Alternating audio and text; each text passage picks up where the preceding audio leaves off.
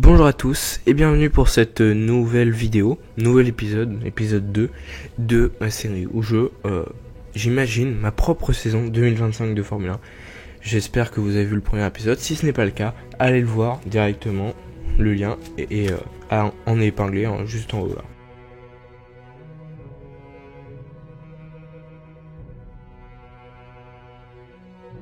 Et donc on commence tout de suite avec le Grand Prix d'Espagne. Aston Martin apporte son nouveau package d'évolution et passe directement sur 2026. Ils arrêteront de produire de nouvelles évolutions. Mais ça leur permet de faire un bond en avant en prenant la 5e et 8e place, ce qui est leur meilleur résultat de la saison, en qualification, alors que Max Verstappen prend une pole position, une nouvelle, devant son coéquipier. Mais Lawson ne pourra pas gagner un 3e Grand Prix d'affilée, car il abandonne sur problème de boîte de vitesse au 49e tour. Albon et Williams ouvrent leur compteur alors que Alonso prend la 4e place pour Aston Martin, combiné à la 7e de Stroll. Cette fois on arrive au Canada et c'est McLaren qui est de retour aux avant-postes avec une première ligne devant Hamilton et Alonso. Encore une fois Alonso très proche. Au départ, quelques voitures sont prises dans un gros accident qui élimine Sauber, Jack Doohan, Esteban Ocon et Yuki Tsunoda, partis du fond de grille. La safety car est sortie et les autres pilotes s'arrêtent au stand car la pluie devient torrentielle. Tous les pilotes, à l'exception de Charles Leclerc. Tous les pilotes chaussent donc des gommes intermédiaires alors que Leclerc se rend compte de son erreur et doit repasser au stand et ressort dernier. Malgré avec toutes les éliminations qu'il y a eu avant, ça va. Les McLaren tiennent le lead alors que Carlos Sainz percute Lance Stroll pour la 7e place. L'Espagnol doit abandonner. Alonso commet une erreur et laisse les deux Red Bull passer devant lui, celle-ci étant bien plus rapide. Leclerc remonte 9e et Pierre Gasly prend le premier point d'Alpine en 10e position. Au Red Bull Ring, Verstappen prend une nouvelle pole devant Piastri et son coéquipier. Mais depuis le début de la saison, la Red Bull manque de rythme en course et chute au 3e et 5e rang. A l'inverse, les McLaren est très rapide en course, alors que la McLaren est très rapide en course et donc les Papayas prennent un beau doublé, alors que Norris était parti 7e. Sainz conserve sa 4e place à l'arrivée et Stroll bat Alonso. Leclerc est victime d'un abandon mécanique.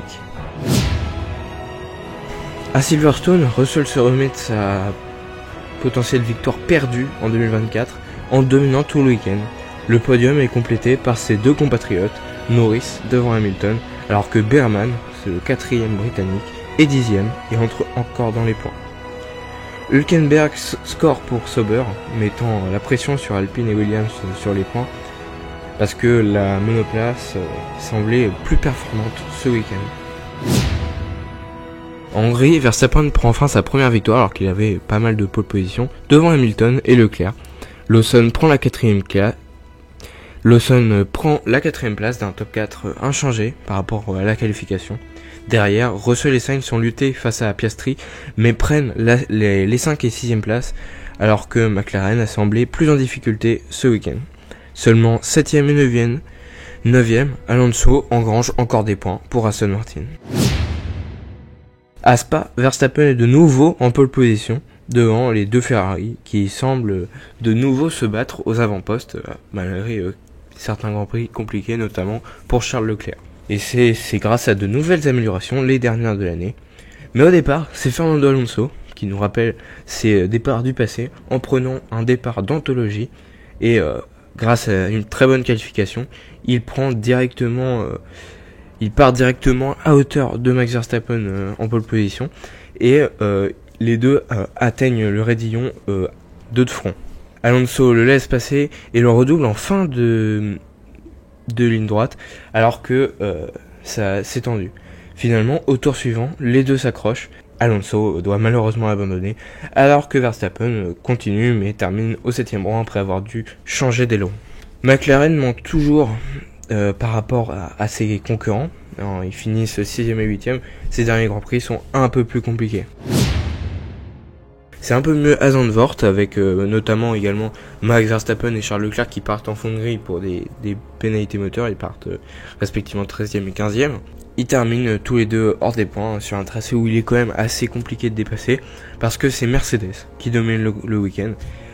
Russell prend une nouvelle victoire avec le point du meilleur tour alors que Sainz le suit en deuxième place. C'est Norris qui avait pourtant pris la pole, mais il a chuté à la troisième place dès le début du Grand Prix derrière les Mercedes et les positions se sont figées. Hamilton a passé Piastri malgré tout pour la 4ème place dans le dernier tour. Isaac Hadjar est percuté par Ocon et abandonne. Le Français est pénalisé mais rapporte tout de même un point à l'équipe As. Enfin, dernier Grand Prix de cette vidéo, c'est le Grand Prix d'Italie et là ça va être le gros bordel. Et parce qu'il pleut à torrent à Monza, la qualif est perturbée et une hiérarchie assez incroyable se met en place. C'est Fernando Alonso qui décroche la pole position devant Liam Lawson et Charles Leclerc.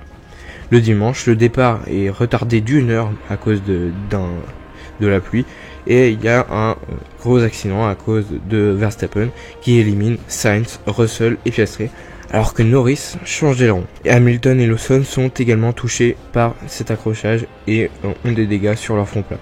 C'est donc Alonso qui surprenamment remporte ce Grand Prix.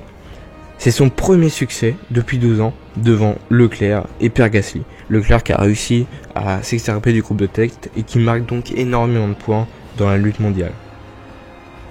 C'est le premier podium d'Alpine depuis 2023, mais ça donne un sacré avantage à l'équipe française pour le championnat constructeur terminer devant ses concurrents directs. La dernière ligne droite de la saison, c'est demain. Le suspense est entier, alors que 8 pilotes pourraient espérer remporter le championnat, qui sait, et que le constructeur est tout autant indécis. Je sais pas vous, mais moi, j'ai hâte à demain.